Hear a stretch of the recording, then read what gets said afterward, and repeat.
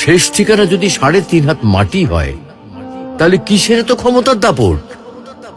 ভোর 5টায় মৃত্যু, সকাল 6টায় জানিয়ে দেওয়া হবে মাইকে, 8টায় শেষ গোসল করানো হবে, 9টায় তোমাকে নতুন কাপড়ে সাজানো হবে, জোহরের নামাজের পরে তোমার আলিশান বাড়ি থেকে বের করে নিয়ে যাওয়া হবে, 2টায় তোমার জানাজার নামাজ পড়ানো হবে, 2:30টায় তোমাকে কবরে নামিয়ে ফেলা হবে। মাটি দেওয়া শেষ হয়ে গেলে কেউ তোমার জন্য দোয়া করবে আর কেউ চলেও আসবে। এই তো জীবনের শেষ আয়োজন। তো কিসের এত অহংকার, কিসের এত ক্ষমতার দাপট? হ্যাঁ, ক্ষমতা কারোর জন্য চিরস্থায়ী নয়। অন্যায় ভাবে কাউকে ঠকালে একদিন ঠিক নিজেকেও ঠকতে হবে, এটাই নিয়ম।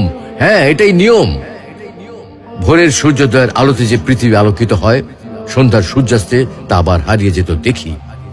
অসত্য দিয়ে সত্যকে কখনো ঢেকে রাখা যায় না। প্রকৃতি বড়ই নির্মম। কবে কখন কোথায় কার উপর আঘাত হানে তা একমাত্র উপরওয়ালাই ভালো বলতে পারেন। অহংকার আর দাম্ভিকতা পতনের লক্ষণ, তাই অহংকারী না হয়ে সহনশীল হন। ক্ষণস্থায়ী এই দুনিয়ায় কেউ চিরস্থায়ী নয়। এজন্য ভুলে যেতে হবে সব রোগীর স্বপ্ন, ফিরে আসতে হবে রবের দিকে, কারণ শেষ ঠিকানা তো সেই 3.5 হাত মাটি।